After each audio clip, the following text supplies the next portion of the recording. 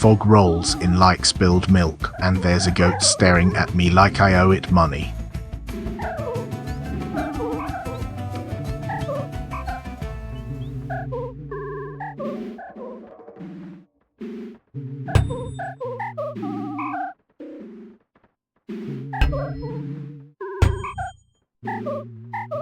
Strange, this fog feels like breath fogging up a window pane. I wonder what kind of grand arrival that uncracked parcel holds.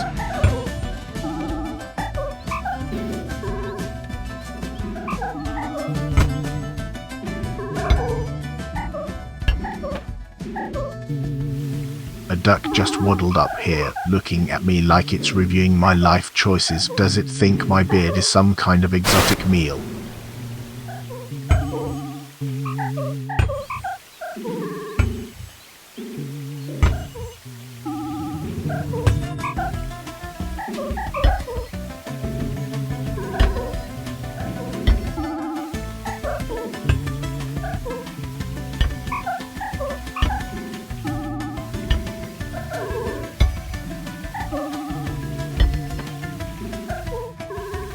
You know, I was just remembering the first snow back home, Wilson. Everything was so quiet, a silence like velvet pulled tight over the world.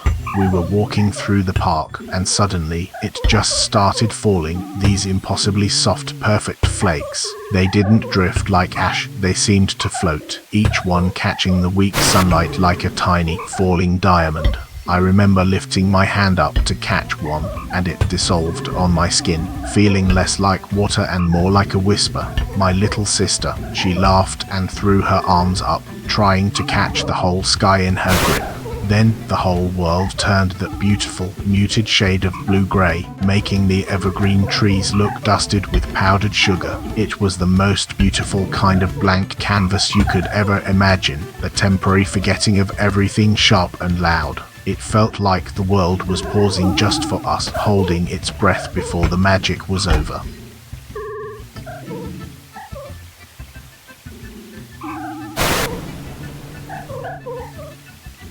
Grasshopper hopped right up to me, giving the ball a long, thoughtful gaze. Do you think he wants a chat, old friend?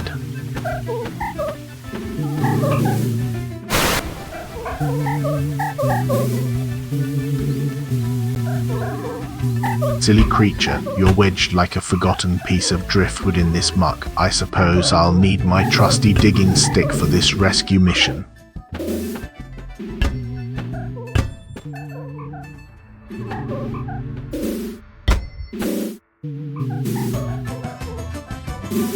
Shadows are curling around these palms like ink spilled on damp parchment. We really ought to get some better roofing material over here.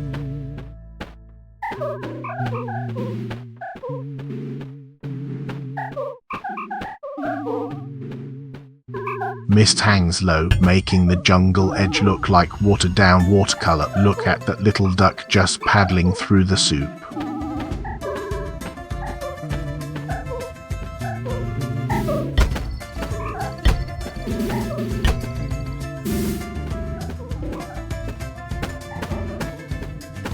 Curiosity tugs me toward the edge where the fog seems to thicken into cotton candy. Maybe I can fashion a temporary little pier out of this vapor.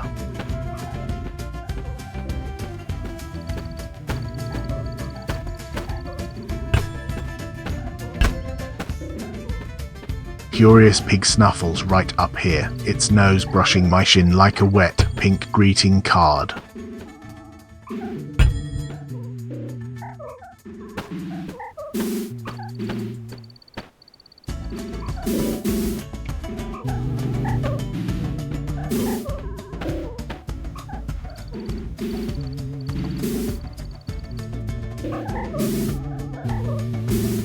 You know, when the flames finally caught last night, it wasn't just the crackle, it was the sheer sound of it, a ripping noise against the endless wet quiet. I remember the kindling catching, a hesitant little puff of smoke that smelled impossibly wonderful, like burnt sugar and damp earth all mixed up.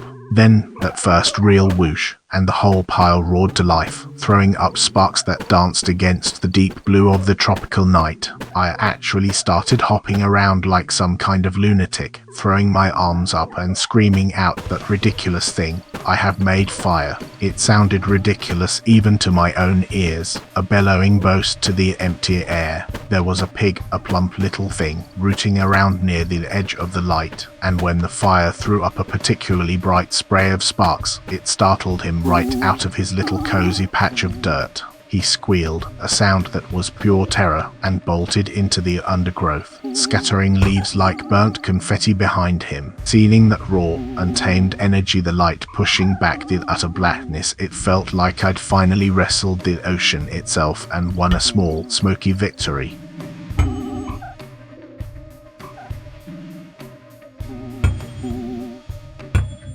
By the gods, this earth has decided my fate is to become part of its miserable geology. I swear this island is mocking my very boots.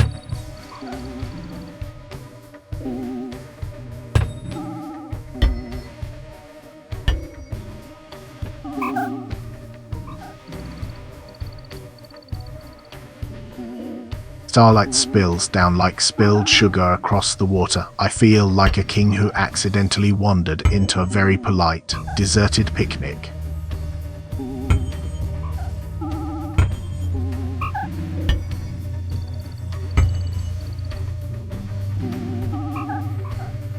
Good heavens, this land seems to catch everything solid in its sticky embrace. I'll fetch the digging trowel for this unfortunate woolly prisoner.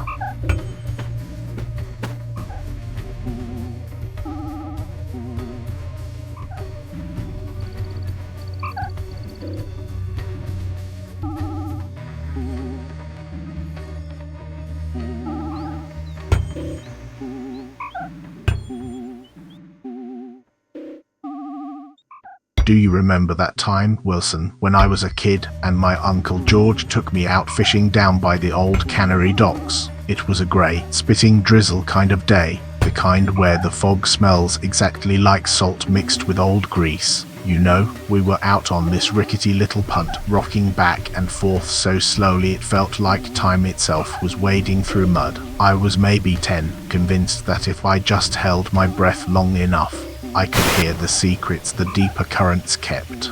Then suddenly, the whole fog bank, this thick, milky curtain, it just started pulling back from the water's edge like a giant, invisible hand waving us ashore. What I saw next wasn't fish, either. It was this whole armada of wooden barrels, stacked up on a forgotten pier, each one painted with these ridiculous, peeling murals of tropical scenes that definitely hadn't existed on this coast.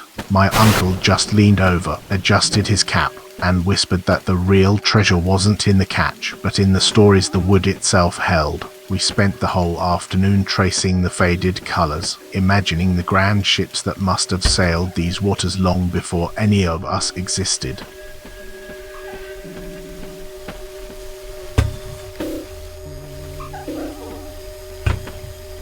Blast it all, this wet mud has snagged me like a particularly stubborn barnacle. I'll need to employ some architectural leverage just to shift an inch or two.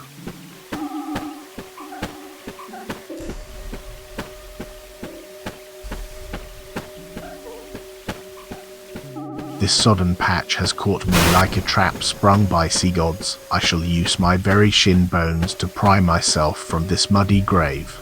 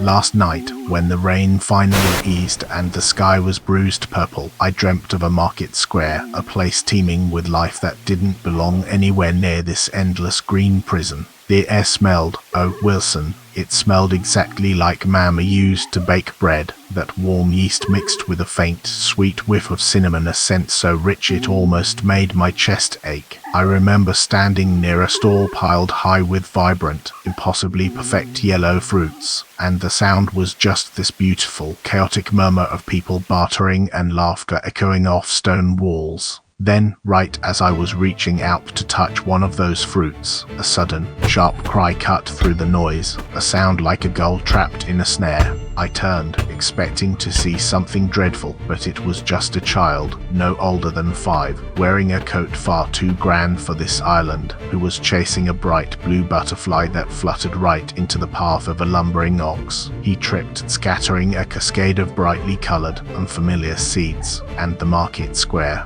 this vibrant little pocket of life, seemed to freeze around that single, perfect moment of falling, a moment that tasted like rain and sugar and utter belonging.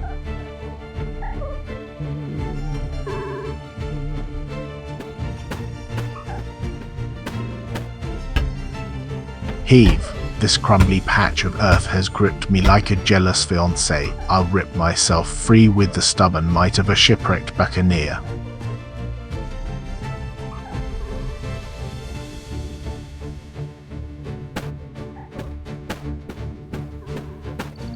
Jupiter, this tough little root has hooked my ankle like a greedy pirate's hook. I'll pry myself free like a giant pulling a stubborn piece of seaweed.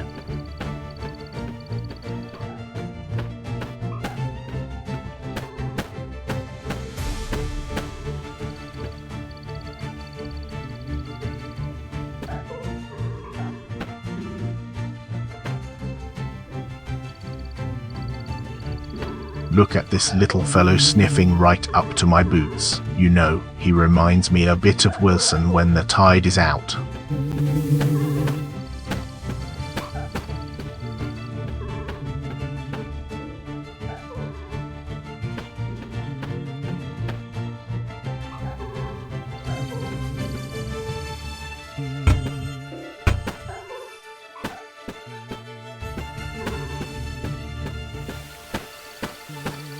You know, I was thinking about the old city train station once, back when everything ran on a perfect tick-tock schedule. It was never night there, not really. The gas lamps always cast this sickly yellow glow, no matter what time it was. I remember one particular evening, the platform was a chaos of hurried goodbyes and muddy boots, and the air smelled overwhelmingly of coal smoke and too many damp wool coats. I was waiting for a connection, just a minor transfer, but the crowd was a river of anxious faces, each one carrying some vital, unseen piece of cargo. Suddenly, right near the edge where the tracks curved out of sight, a woman was wrestling a huge, overflowing wicker basket, and it kept tipping, scattering brightly patterned silks and little porcelain dolls onto the grimy cobblestones. She looked absolutely overwhelmed, like the weight of the entire continent rested on her shoulders, and I watched, mesmerized, as she finally managed to catch the falling silks just before they hit a patch of particularly oily rainwater.